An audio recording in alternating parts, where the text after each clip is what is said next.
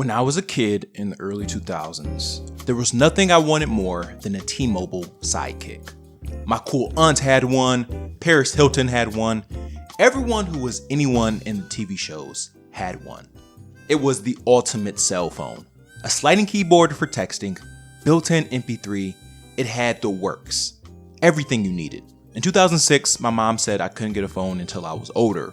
She told me to ask again when I was 10, so I waited and waited till I got a little older. Then I saw the Razr was getting more popular, and I had a tough decision to make.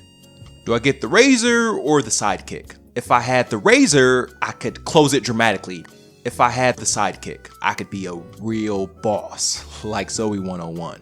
Well, when I was finally given a list of phones to choose from, I was surprised when the Sidekick nor the Razr was anywhere to be found on the list.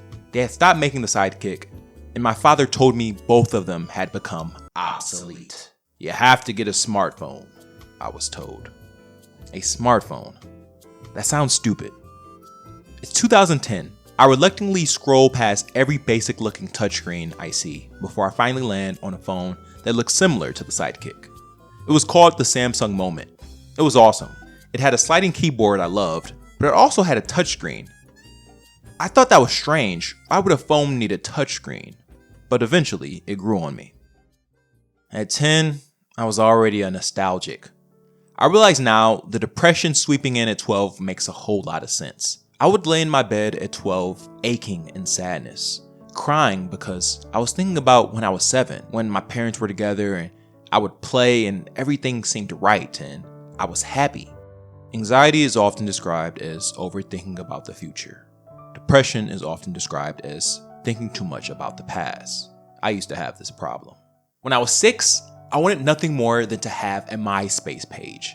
I remember watching my brother on his, and his page was just so captivating. He had this bright money neon wallpaper, which to a kid was like seeing candy in a candy store. I could have in theory made one at the time, but most of the kids in my school didn't have computers like I did. And if they did, they were on Club Penguin and didn't know what the preteens were up to on MySpace. I remember asking him about the pressures of picking his top 5 friends. I thought about my friends in kindergarten and which of them I would decide to put in my top 5 list. Then as I grew to become a preteen and kids were more interested in social media, I thought finally I can make a MySpace and have the coolest page ever. But much to my surprise, the kids in my school didn't join me in making a MySpace. See, now it was outdated and Facebook was all the rage. Soon, MySpace would become dead altogether. All the years of individual pages, top 5s, songs, gone in the wasteland. It lost to the more sterile, safe Facebook. I'm now 25. I look around and it seems Sterility has taken over more than just the internet.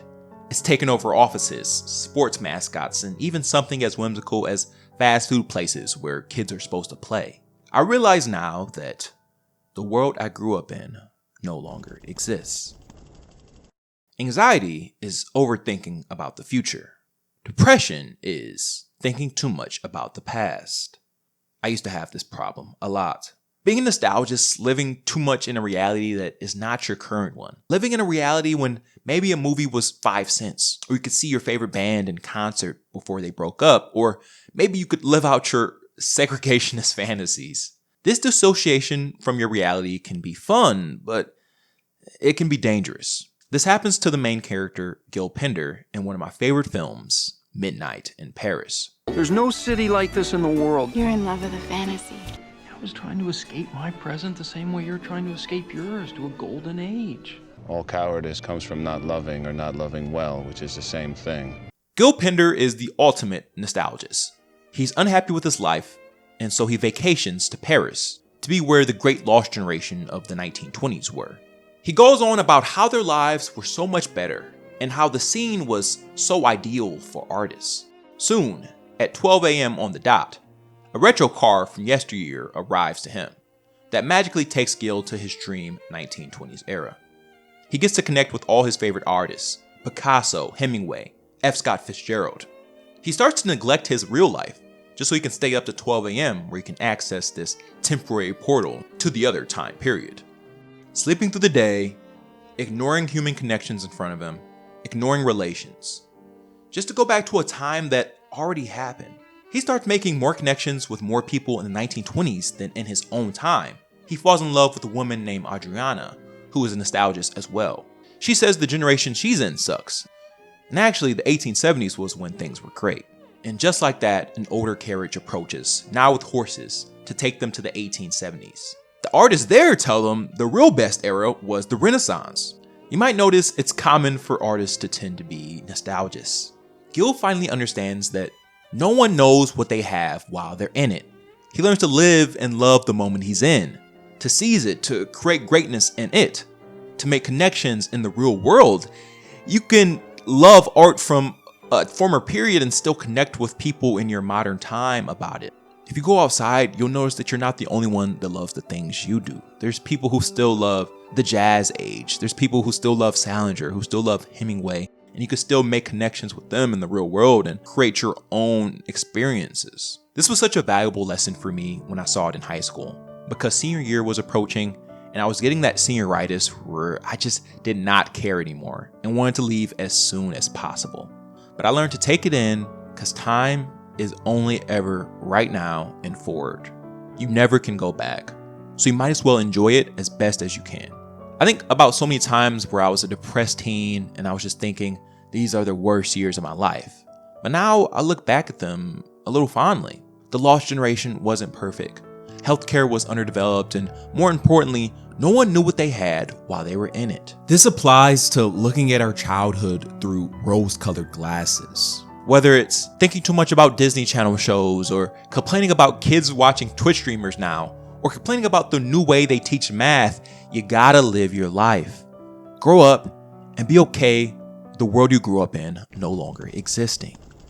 You can't be a totalitarian nostalgist forcing people to live how you did.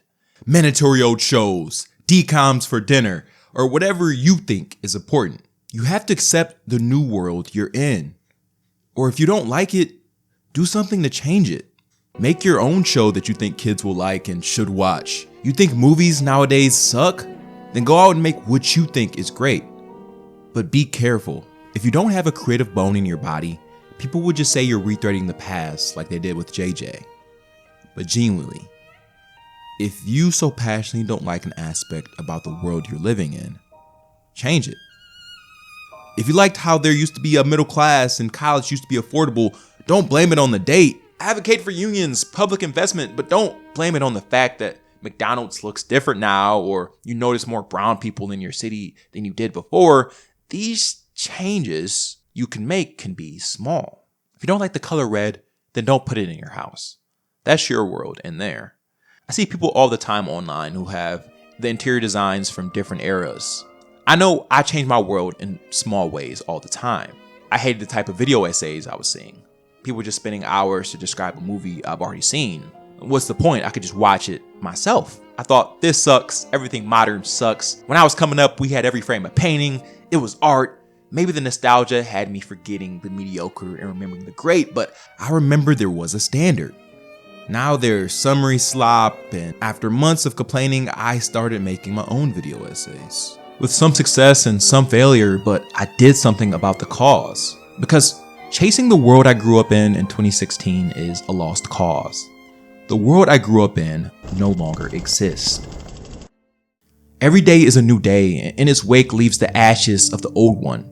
Once that thought was scary, but now it's exciting. Life's ever changing, always evolving. The drastic difference between the 70s and 80s and 2000s, it's exhilarating. Sometimes we leave the bad things behind. Sometimes we get better. Sometimes things get worse. Sometimes things stay the same. But the one constant is change. It's beautiful how things change. How they are invented, how they are destroyed, and how some things never die. The world you grew up in no longer exists.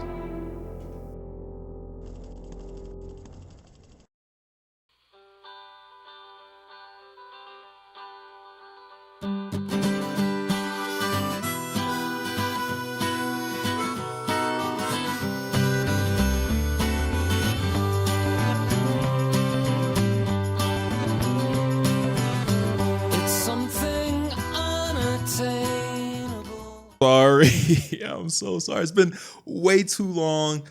A lot has happened, and I apologize. You know, I want to be more reliable in 2026. You know, people are counting on you. I don't want to disappear because I feel like I have that that's a habit sometimes, and I need to get rid of it.